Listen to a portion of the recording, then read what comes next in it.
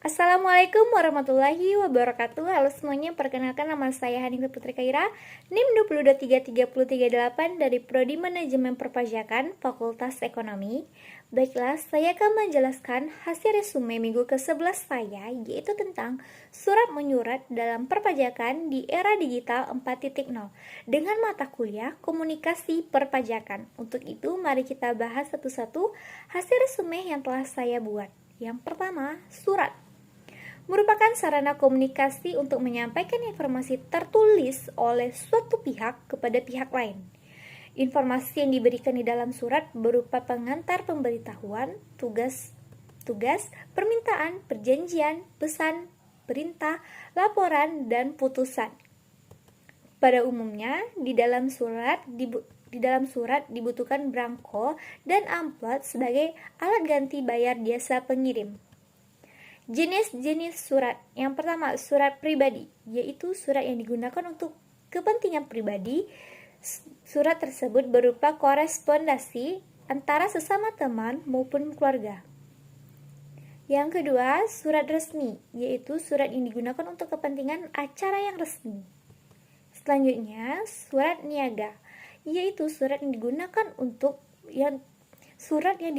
bagi badan yang menyelenggarakan kegiatan usaha niaga seperti industri dan usaha jasa.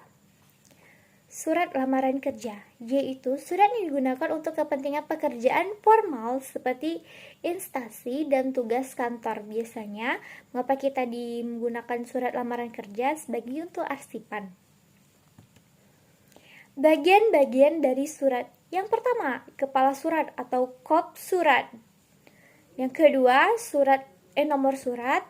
3, tanggal surat. 4, lampiran surat. 5, hal atau perihal. 6, alamat dalam surat. 7, isi salam pembuka.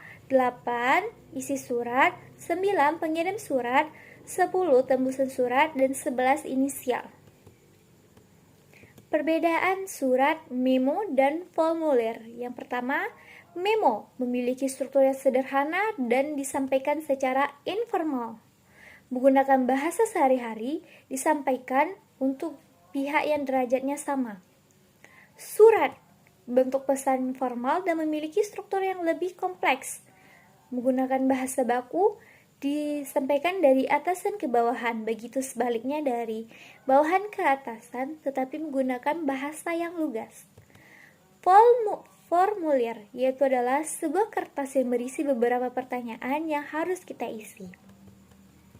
Surat pajak, yaitu sebuah sarana komunikasi untuk menyampaikan informasi tertulis yang dilakukan oleh fiskus ke wajib pajak yang bertujuan untuk mendapatkan informasi.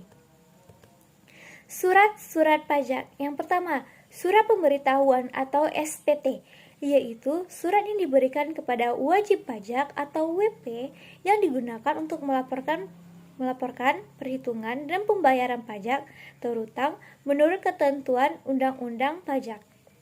Surat pemberitahuan atau SPT tersebut terbagi menjadi 2 bagian, yaitu SPT masa dan SPT tahunan. Yang kedua yaitu adalah surat tagihan pajak atau STP, yaitu surat untuk melakukan tagihan pajak dan atau sanksi administrasi berupa denda maupun bunga.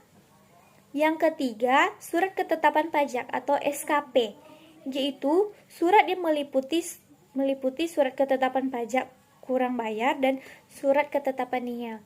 Baiklah, hanya itu yang dapat saya sampaikan. Saya ucapkan Assalamualaikum warahmatullahi wabarakatuh.